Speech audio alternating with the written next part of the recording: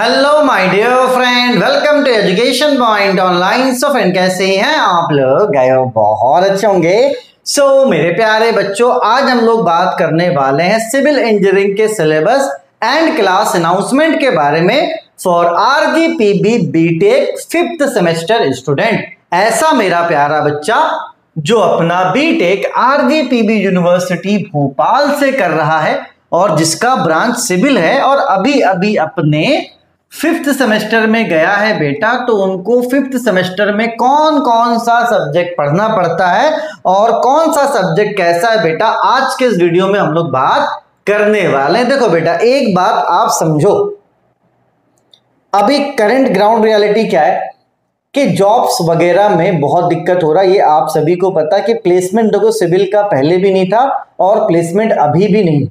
लेकिन आपको क्या लगता है कि सिविल खत्म हो गया? नहीं भैया, कंस्ट्रक्शन तो बहुत हो रहा है इंडिया के। और देखो आप, नए नए हाईवेज बन रहे, ब्रिजेस बन रहे, तो कंस्ट्रक्शन कहीं ना कहीं से कम नहीं हुआ। इस बात को आप समझना। जो बच्चे डीमोटिवेट होते हैं ना कि भैया सिविल का डिमांड कम हो गया, मैं बस आपसे इतना बोलता हूं कि अपने आसपास में देखो, घर बन रहा है नहीं बन रहा है, मेट्रो बन रहा कि नहीं बन रहा, अपने आसपास देखो डेवलपमेंट हो रहा है कि नहीं हो रहा है।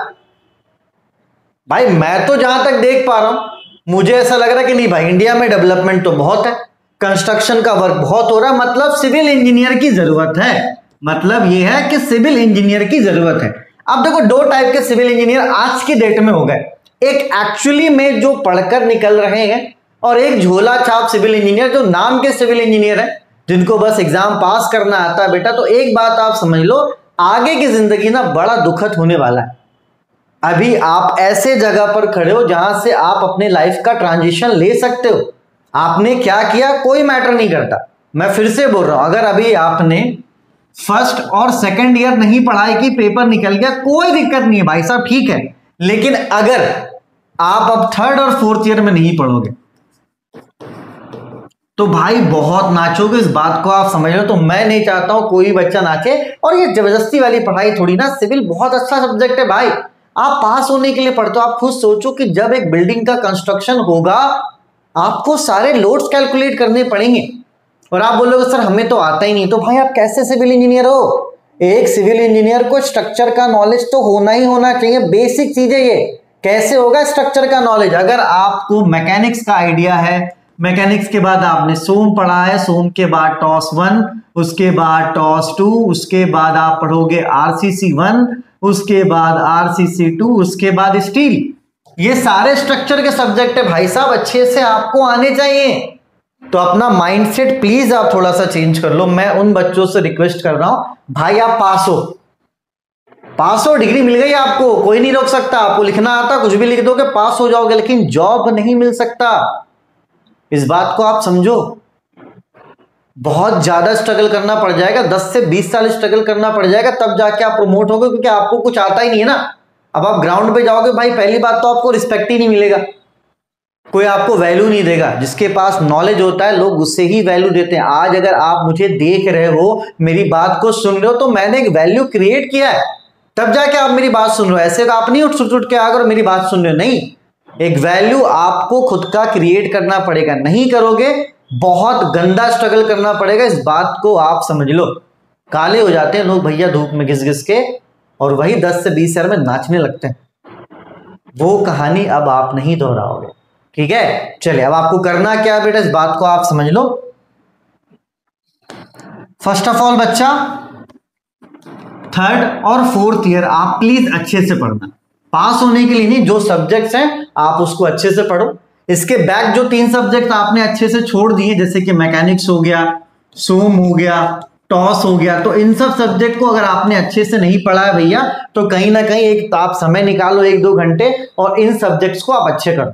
देखो होगा क्या, अगर आप अच्छे से पढ़कर अपने सब्जेक्ट का आपको नॉलेज है, मैं फायदा आपको बता रहा हूं, आप फायदा समझो। अगर आपको अपने सब्जेक्ट का नॉलेज है, मैं ज्यादा भी नहीं बोलूंगा, मैं कम भी नहीं, आपको मोटा मोटी अपने सब्जेक्ट का आइडिया, आपको टॉस का आइडिया, आपको स्टील का आइडिया, आपको अपने सब्जेक्ट्स का नॉलेज है, ठीक है। पहली बात तो अगर आप फील्ड में जाते हो भाई, आपको नॉलेज तो है ना, तो आपको क्या फील्ड वर्क में ज्यादा स्ट्रगल करना नहीं पड़ेगा, ठीक है, पहला ये आपका बेनिफिट है। दूसरा बेनिफिट कि अगर आप 1 साल का गैप लेते हो, आप अगर फील्ड वर्क में नहीं जाते हो, आप अपने आप को 1 से 2 साल देते हो। कितने साल बेटा? 1 से 2 साल अगर आप देते हो, आपको सब्जेक्ट का नॉलेज है ना, तो आप चाहो तो गेट एग्जाम क्रैक करके अच्छे जगह पे पोस्टिंग ले सकते हो। इवन जो गेट एग्जाम को क्रैक करता है उसकी जो वैलिडिटी होती है ना उसके मार्कशीट की, वो पूरे वर्ल्ड में होती है। दुनिया के किसी भी कोने में चले जाओगे तो भैया गेट का मार्कशीट वैलिड होता है। बाहर भी जाकर अच्छा खासा इनकम निकाल सकते हो अगर आप गेट क्वालिफाई कर जाते हो ना। सिर्फ मैं गेट क्वालिफाई की बात कर रहा हूं, अच्छे अच्छे प्राइवेट कंपनीज आपको हायर कर लेंगी। तो गेट का मार्कशीट बहुत मैटर करता है। ठीक है, अब बच्चे बोल रहे हैं सर इतना बेसिक हमारा अच्छा नहीं, आप कहाँ गेट वेट में ले जा रहे हैं? एसएससी जेई तो कर लोगे कि ये भी ना हो पाएगा तुमसे? कम से कम आपको जेई के लिए फाइट करना। अगर आपके जेई में मान के चलो आपका ज्वाइनिंग हो जाता है, 5-6 साल बाद आप खुद सीनियर इंजीनियर हो जाओगे। तो अपने माइंड को एक बार सेटअप कर लो कि अभी 3rd और 4th ईयर आपको अच्छे से पढ़ना है। आप अच्छे से पढ़ो, अपने सब्जेक्ट का नॉलेज ले लो। जो सब्जेक्ट एक आध दो पीछे छूट गए जो आपको नहीं आता है वो आप अच्छे से पढ़ लो। अब पास आउट होने के बाद घर जाओ, घर जाके 1 महीना पहले अच्छे से रहो। उसके बाद अपना माइंडसेट कर लो कि आपको क्या करना है, कि क्या आपको प्रिपरेशन करना है। तो प्रिपरेशन करना 1 से 2 साल का गैप लो, प्रिपरेशन आप करो। देखो प्रिपरेशन करना कभी भी मतलब बेकार नहीं जाता। मैं ये नहीं बोलूंगा 4 से 5 साल, 1 से 2 साल मौका दो, ज्यादा मौका नहीं देना। 1 साल 2 साल मौका दे दो, नहीं हुआ आप कहीं ज्वाइनिंग ले लो, जॉब भी करो। उसके बाद रिवीजन करके आप क्या करो बेटा, आराम से अपना एग्जाम दो। मैं ये नहीं बोलूंगा कि अपनी जवानी झोंक दो गवर्नमेंट जॉब के चक्कर में, नहीं। आप अपने आप को समय दो 1 से 2 साल, आज 1 से 2 साल अच्छे से पढ़ लो। उसके बाद अगर नहीं भी हो पाता भाई तो आप नॉलेज लेकर फील्ड वर्क में जाओगे, और जिसके पास नॉलेज होता है बेटा उसकी लोग कदर करते हैं, इस बात को आप समझो। उसके बाद अगर आपका नहीं भी हुआ, फील्ड वर्क में जाते एग्जाम देते रहो भैया। एग्जाम तो हो सकता है क्रैक हो जाए, तो अपने माइंड को तो थोड़ा स्ट्रांग बनाना पड़ेगा ना। पास हो जाएंगे भाई, हो गए पास, ले ली डिग्री, ना चलो अब क्या करना है। मैंने क्या बोला, लोग काले हो जाते हैं 10-10 साल तक घिसते रहते हैं, 10 से 20 से। वो बनना है तो फिर कोई बात ही नहीं, 2 साल आराम से रहो, मजे लो जिंदगी के। ठीक है भाई, ज्यादा नहीं, कम से कम 4 से 5 घंटे का एक रूटीन बना लो कि 4 घंटा आपको पढ़ना है। आप सिविल में भाग नहीं सकते बेटा, इस बात को समझो। किसी बिल्डिंग का डिजाइनिंग होता है 2-2 साल लग जाते हैं, 2 मिनट का काम नहीं है। अगर कोई घर बनता है 2 साल तो ऐसे ही लग जाते हैं भाई घर बनने में।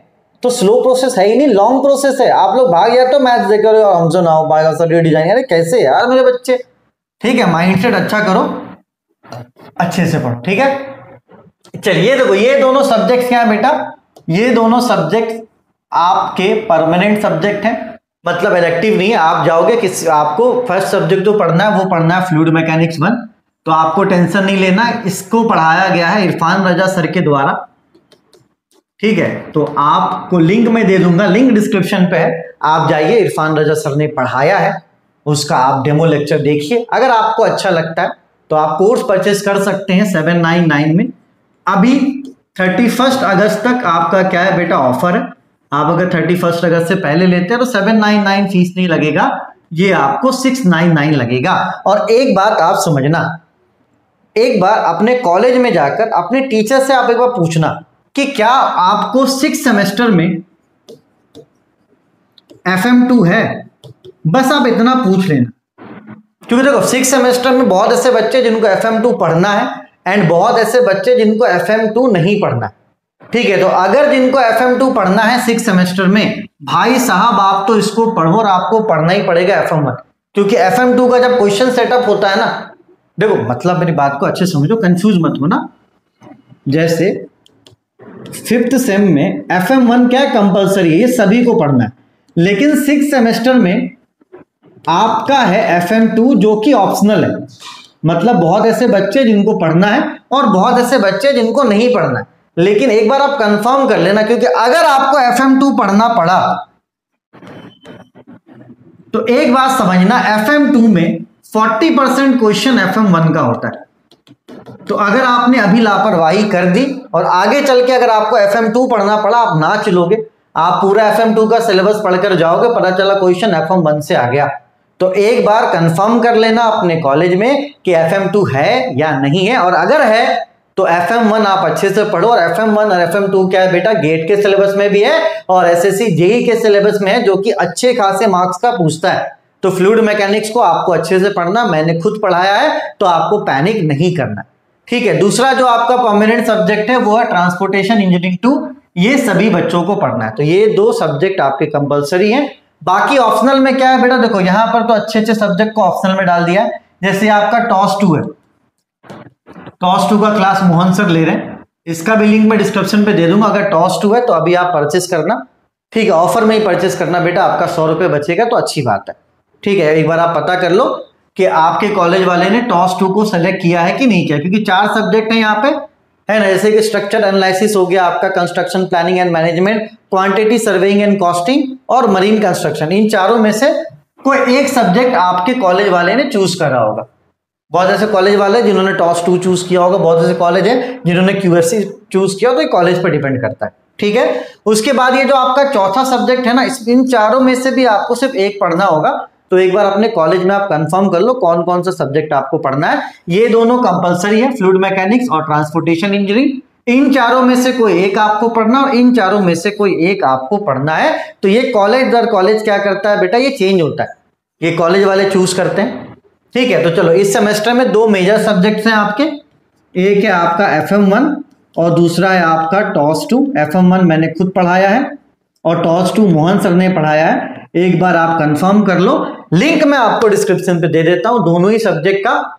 ठीक है, आप डेमो लेक्चर्स देख लो, आपको अच्छा लगता है तो आप कोर्स परचेस करके बेटा अपनी पढ़ाई को कर सकते हो। क्योंकि देखो सिविल वालों बच्चों को दिक्कत होता था, आप देखना मेरे अभी तक के करियर में अभी भी मैंने 5th सेमेस्टर वालों को सिर्फ सिविल का ही कोर्स निकाला है और किसी ब्रांच के बच्चों का कोर्स नहीं मिलेगा 3rd ईयर का। मुझे पता है कि सिविल का खुद से आप नहीं कर सकते हो, इसलिए मैंने कोर्स को इंट्रोड्यूस करा है।